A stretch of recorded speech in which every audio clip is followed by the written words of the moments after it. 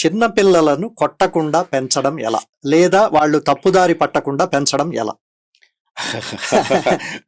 చాలా చాలా కష్టమైన అంటే ఒకటండి, అంటే కొట్టకుండా మనం అంటూ ఉంటాం, మనం దేవుడి కన్నా దెబ్బే గురు. పామును మనము చంపకూడదు. కానీ ఏంటంటే ఆ పాములో ఒక సామెత కూడా ఉంది. ఏమంటారు?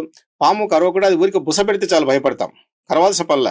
అంటే నేను కరుస్తాననే భయం కలిగిస్తుంది మనిషిలో, అంతే. అలాంటి భయమే మన పిల్లలు కలిగించాలి, అంతే తప్ప నిజంగా ఫిజికల్ గా పనిష్మెంట్ చేయడం మంచిది కాదు. ఎందుకంటే వాడికి అది ఎప్పటికీ అది మనసులో ఉంటుంది, వాడు బాధపడుతుంటాడు పెద్ద అయిన తర్వాత. ఆ ట్రామా అనేది ఇప్పుడు మా నాన్నను బెల్ట్తో కొట్టాడు, చేశాడు, వాతలు పడ్డాయని చెప్పేసి.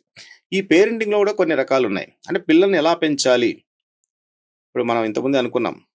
దానిపైన మా అబ్బాయి డాక్టర్ విషయాలు కూడా కొన్ని పుస్తకాలు రాశాడు, గుడ్ పేరెంట్స్ గుడ్ చిల్డ్రన్. అంటే కొంతమంది పేరెంట్స్ ఎలా ఉంటారంటే టూ మచ్ డిసిప్లిన్ మంచిది కాదు. టూ మచ్ కూర్చోంటే కూర్చో, లేకంటే లేకు. వాళ్ళు ఏమనుకుంటారు, ఇలా చేస్తేనే పిల్లలు బాగుపడతారు అనుకుంటారు. అది మంచిదే అంటే మంచిది కాదు, నేను చెప్తాను తర్వాత. రెండోది అంటే టూ మచ్ ఫ్రీడమ్, ప్యాంపరింగ్. వాడు ఏది అడిగితే అది.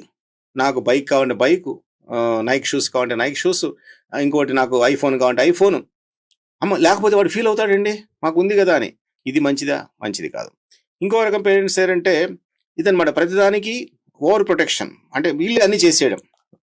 మనం ఒకటి చూసాం, Prakash Raj Bommarillu cinema, helicopter parenting అంటారు. వాడి షర్టు, వాడి అండర్వేరు, వాడి బనియను ఇవన్నీ వాళ్ళ ఫాదరే డిసైడ్ చేస్తూ ఉంటాడు అనమాట. అంటే ఎవ్రీథింగ్ ఆఖరికి వాడు చేసుకునే అమ్మాయి కూడా ఎలా ఉండాలి ఇతనే చెప్తాడు. అంటే అది ఒక రకం. ఇవన్నీ కూడా మంచిది కాదు. అంటే అంత ఓవర్ డిసిప్లిన్ మంచిది కాదు, ఓవర్ ప్యాంపరింగ్ మంచిది కాదు. ఇంకొక పేరెంట్స్ నెగ్లిజెంట్, మనమేది నేర్పేది, చేపపిల్లకి మనం ఈత నేర్పామా, వాడే నేర్చుకుంటాడులే అని వదిలేయడం, అది మంచిది కాదు. బెస్ట్ థింగ్ ఏంటంటే ఓవర్ డిసిప్లిన్ అయితే చేస్తారో అలా కాకుండా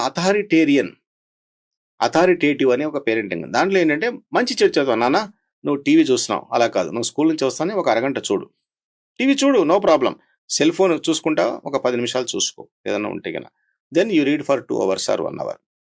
అంతేగాని అలా అని చెప్పి నువ్వు సెల్ ఫోన్ వాడకూడదు, నువ్వు టీవీ చూడకూడదు, అలా కాకుండా వానికి కొన్ని లిమిటేషన్స్ పెట్టి మంచిగా చెప్పి, నువ్వు ఇది చేసిన తర్వాత చదువుకో, నిజంగానే చూడు, టీవీ చూడు, ఏదైనా మంచి కార్టూన్ సినిమా ఉంటే చూసుకో అని. ఇలాంటి ఒక అథారిటేటివ్ పేరెంటింగ్. అంటే ఇక్కడ ఏంటి, అథారిటీ ఉంటుంది బట్ ఎక్స్ప్లెనేషన్ ఉంటుంది, మంచి చెడు చెప్పి చేయిస్తాం. ఇది ఎప్పటికైనా మంచిది. అంతేగాని ఓవర్ డిసిప్లిన్ మంచిది కాదు, ఓవర్ నెగ్లిజెంట్ మంచిది కాదు, ఓవర్ ప్యాంపరింగ్ మంచిది కాదు. మీరు అన్నట్టుగా ఈ పిల్లలకు కొట్టకుండా, అంటే కొట్టడం అనేది మాత్రం no, we should never do it.